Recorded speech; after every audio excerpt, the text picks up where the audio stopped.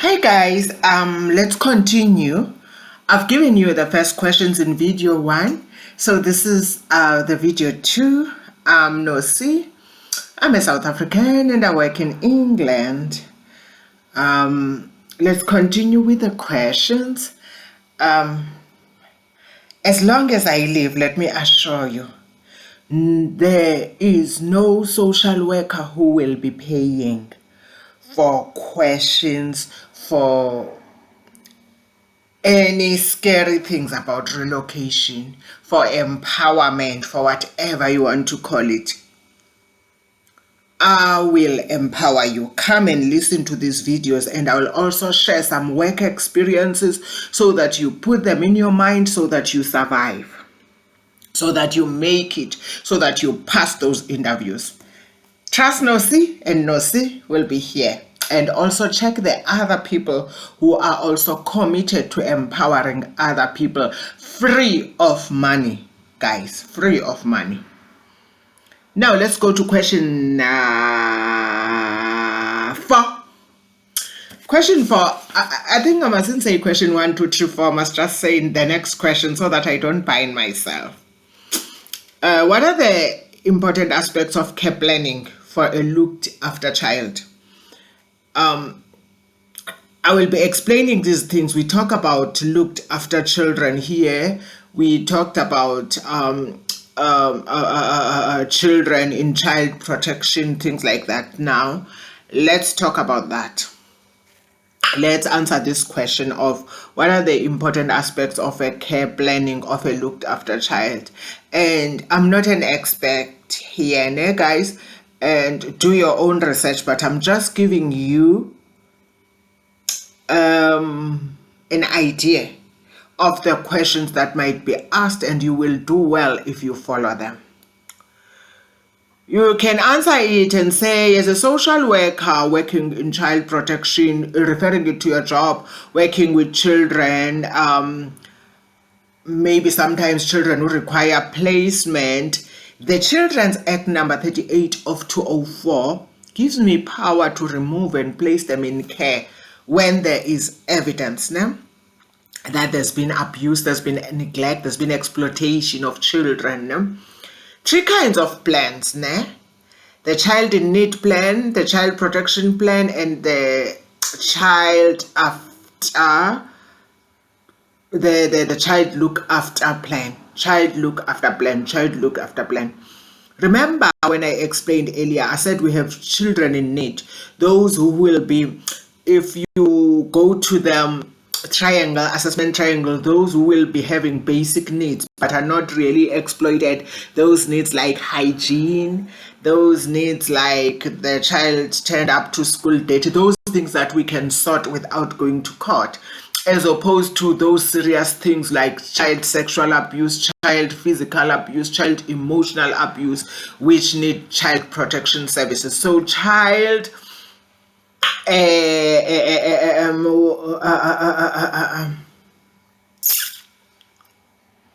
lost it. Let me check it. I made a mistake. Something just disrupted me. I said child in need plan. Child in need plan.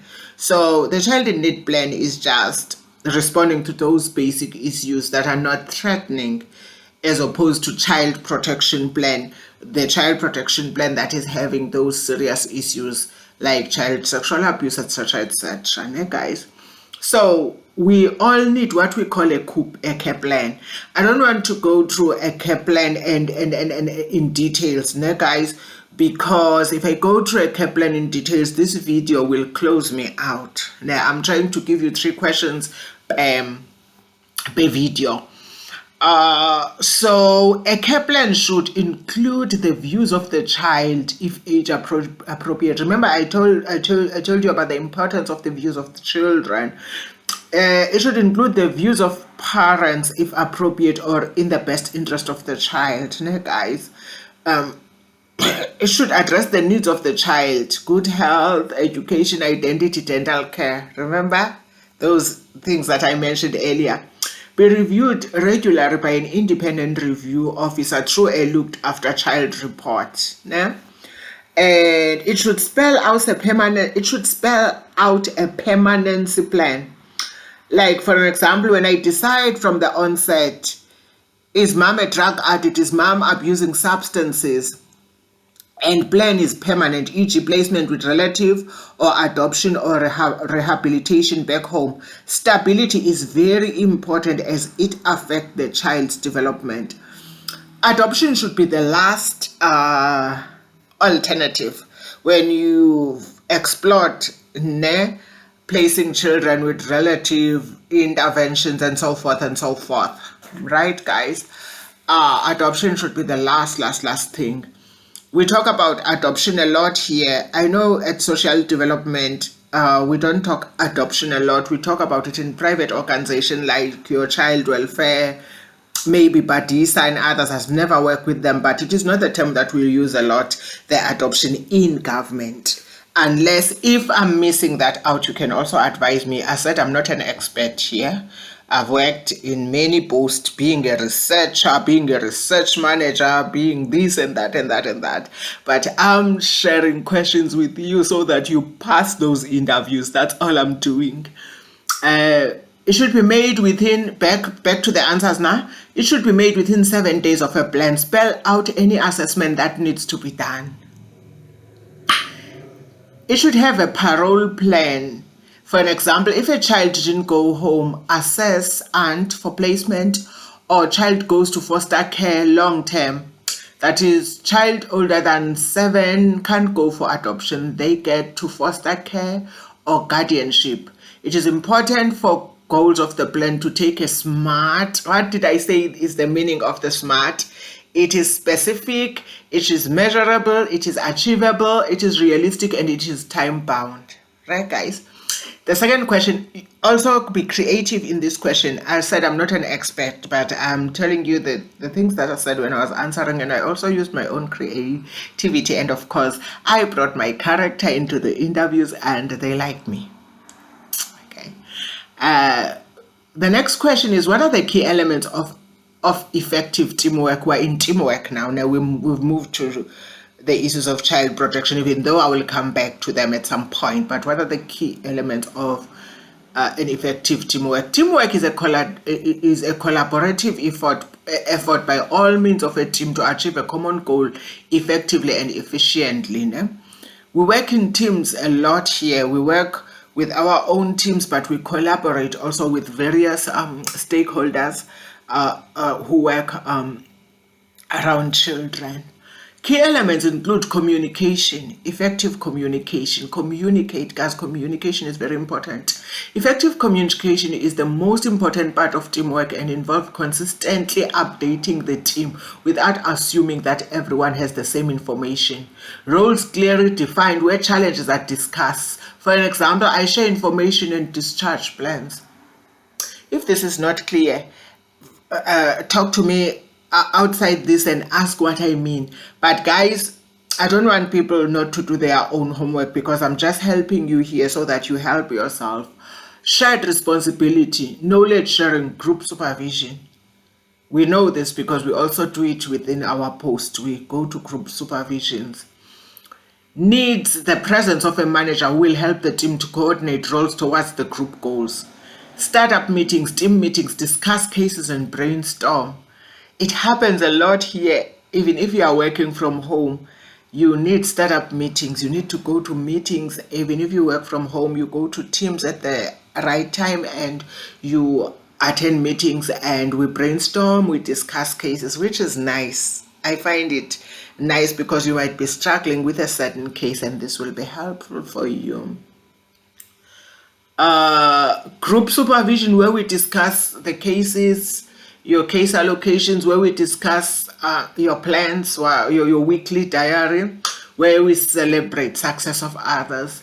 Startup meetings, case discussions and brainstorming. I think I'm repeating myself there. Delegation, teams that work well together understand the strengths and weaknesses of each team member.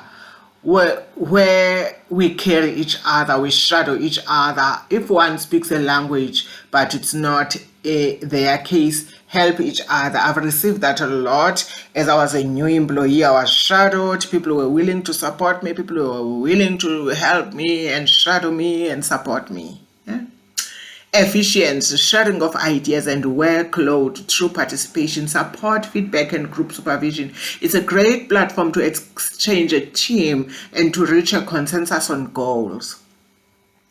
Team building exercises bring a sense of cohesion and identity to the team members. Then you can also make your own examples, check them on Google, use Google if you don't understand here. Those are the few elements of effective teamwork, guys. And then the next question would be, what would you do when involved in a dispute with a colleague? What would you do?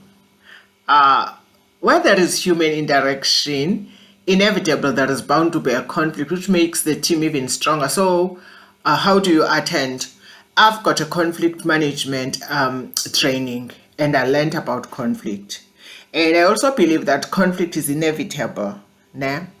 There's a scholar who talked about conflict theory, and he states that conflict is inevitable. I just forgot his name. One, consider surroundings. Is it in front of a child or service users? Which means you can't be always short-tempered. You need to first breathe in, consider the surroundings before you answer, and who's around and might hear this conflict, because the intention is not to destroy, to attack, but is to sort the issue, the elephant in the house at that time. And it happens a lot in this country that service users are very angry with the social workers. So it's very important that you keep your cool, you keep calm. Communication is key in conflict. Understanding the nature of conflict in a non-confrontational matter, as I said, without being confrontational, and you said, I hear you. Yes, I hear you. But ask questions to understand without being angry. Remain calm and professional. I think I've said it many times. I have training in conflict management. You can also ask me if you want to, because once you start returning fire by fire, the popesal dance. So do not return fire by fire. I'm one person who gives you what you give me. And I would laugh because I'm trying to calm myself and go.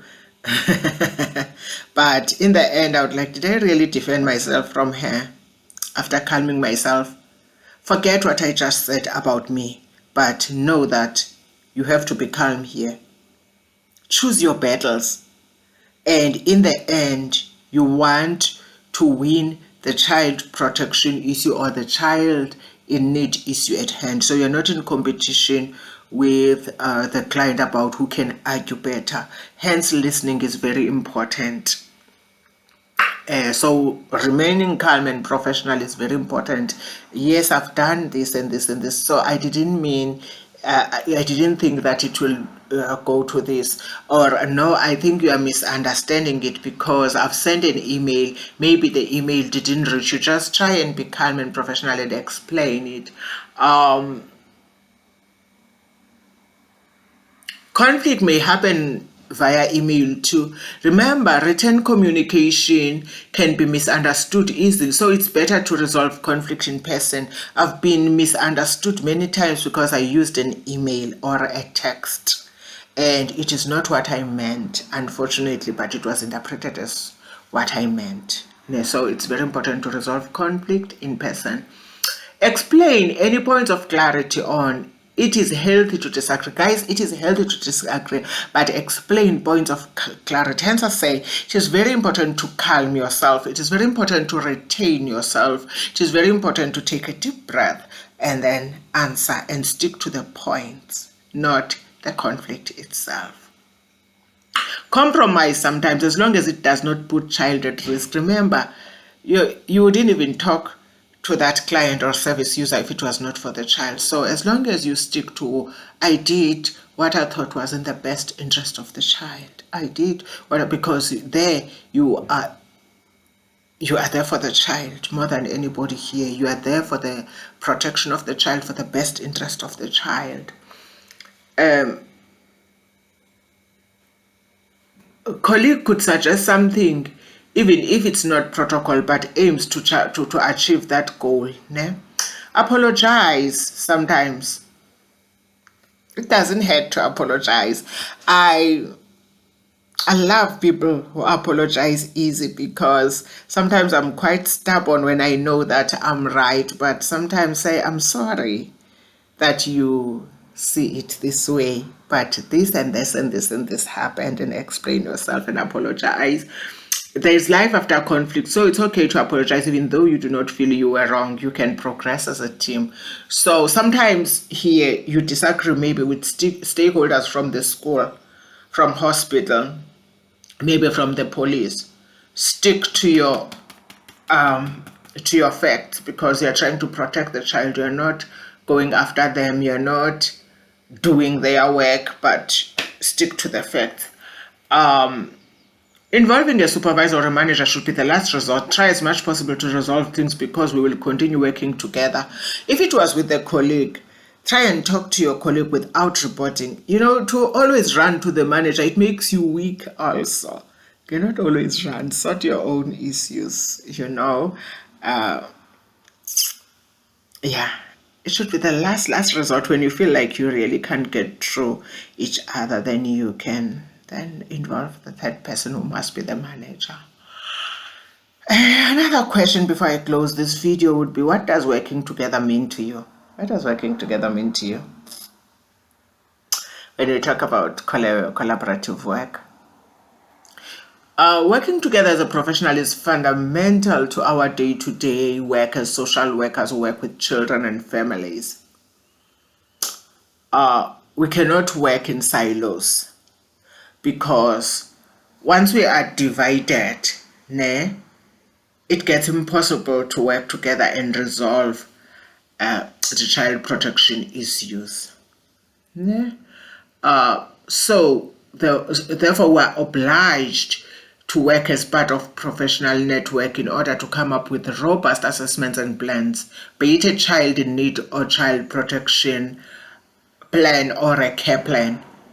Check these new terms, because I've also realized that the terminology is totally different. Remember, medical doctors have their own terms. We also have our own terms that are relating to our own profession.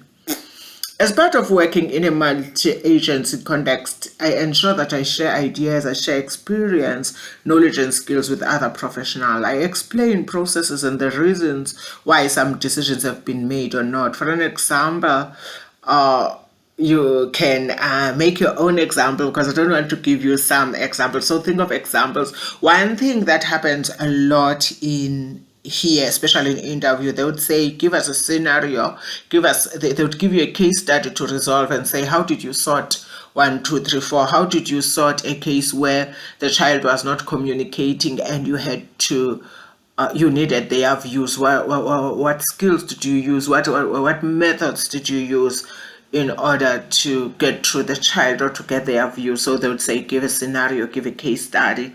So even in this case, I'm not going to give you my own scenario, but if you don't understand this, find me in the comment section or inbox me. I communicate clearly with other professionals. I respect their views, and I seek advice from more experienced professionals when I'm unsure of something. When I'm unsure of something, I do that a lot. I talk to them just next to me. Hey, what do you think of 1, 2, 3, 4? And the setting here is not like in Africa, where the chief director has office, the director has office. No, we all sit in the same place, and without you knowing, you might be sitting next to the chief director, which is fine. I think that's a very good working standard, because where we come from, people waste money having these wonderful offices without looking into the best interest of children and families. I like that working environment or work ethic. I update professionals on the progress made on the child protection plan and give them enough notice for upcoming meetings. I send an apology on cases where I'm unable to attend, and in cases where I ask them to chair a meeting on my behalf, I ensure that the minutes of the meeting are shared in time. So while I'm in that question, I'm going to close this video and then upload it, and then I'm going to come with other 3 questions, because now it's 20 minutes this video already, and I've got this worry that the video might not upload when it's too long. So let's close it and come back and continue. This is part 2. Thank you so much. God bless you. Please like, share, and subscribe so that we can continue doing this. I'm willing to, out of my busy schedule, to share this, to share my experiences with you. I'm into sharing. Some people are very selfish. They have crossed and they have come to UK, England, or to Europe or to Australia, but they wouldn't share information. I'll even share the information of what happened in the airport, because some of us get frustrated with the relocation. I believe that I'm a traveler. Because I'm a traveler, I'm quite experienced in these things. And because sometimes we are traveling for the first time to go and practice somewhere else in order to earn good money, we don't know, and we lose a lot of money when our stuff is shown in airports, etc., etc., etc. I'll also share my experiences with the visa process so that you guys are well familiar. I'll also share my experiences registering with Social Work England, or other social workers. Social work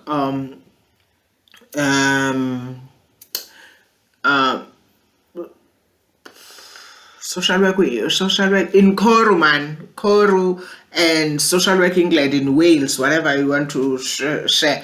I will share them. I'll make research and come. Let's talk social workers. I'm passionate about this. It is my other skill, but it is the job that I love. It is very important to me because we change lives. Thank you so much. God bless you.